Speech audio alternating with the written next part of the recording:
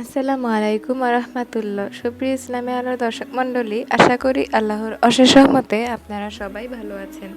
আজকে আমি জানাবো এমন দুইটি সময় ঘুমালে কি হয় এবং সেই দুইটি সময় কোন কোন সময়। তো চলুন শুরু করা যাক। তার আগে যারা এখন আমার চ্যানেলটি সাবস্ক্রাইব করেননি তারা এখন সাবস্ক্রাইব করে পাশেই থাকবেন। এবার মূল আলোচনায় চলে যাই। এমন সেই দুইটি সময় যেই সময় আল্লাহ তাআলা আমাদের ঘুমানোকে পছন্দ করেন না। এই সময় ঘুমালে মানুষ দরিদ্র হয়ে যায়, গরিব ফকির হয়ে যায়। এই সময় ঘুমানো সম্পর্কে রাসূল সাল্লাল্লাহু আলাইহি সাল্লাম কঠোরভাবে নিষেধ করেছেন। তাই সেই দুটি সময় কখনোই ঘুমানো যাবে না আমাদের। রাসূল সাল্লাল্লাহু আলাইহি সাল্লাম এই দুই সময়ে বরকত দান করার জন্য আল্লাহর কাছে দোয়া করেছেন। আল্লাহর নির্দেশ মানতে হলে আজকে থেকে এই দুইটি সময় ঘুমাবেন না।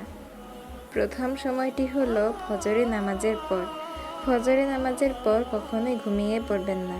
আপনাদের রিজিকের মধ্যে বারাকা আনাতে হলে, আমাদের কাজে বরকত বৃদ্ধি করতে হলে এবং নিজেকে সচ্ছল করতে চাইলে আপনাদের অবশ্যই ফজরের নামাজের পরে ঘুমানোর অভ্যাস ত্যাগ করতে হবে।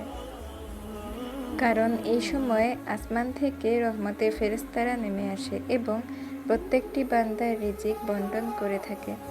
ফজরের নামাজের পর কিছুক্ষণ কোরআন তেলাওয়াত করবেন, জিকির করবেন ও হাঁটাহাঁটি করবেন বা পড়াশোনা থাকলে সেগুলো করবেন।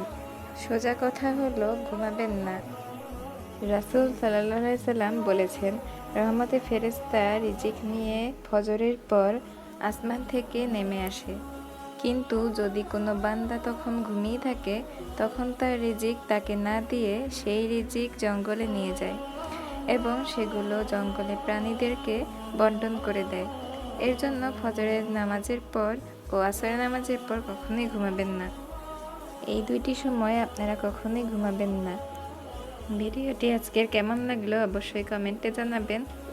ভালো লাগলে অবশ্যই লাইক কমেন্ট শেয়ার করবেন। ভিডিও থেকে যদি কিছু শিক্ষা পেয়ে থাকেন তাহলে অবশ্যই সাবস্ক্রাইব করে পাশে থাকবেন। তো আজকের মতো এখানেই বিদায় নিচ্ছি। সবাই ভালো থাকবেন, সুস্থ থাকবেন। আল্লাহ হাফিজ। আসসালামু আলাইকুম রাহমাতুল্লাহ।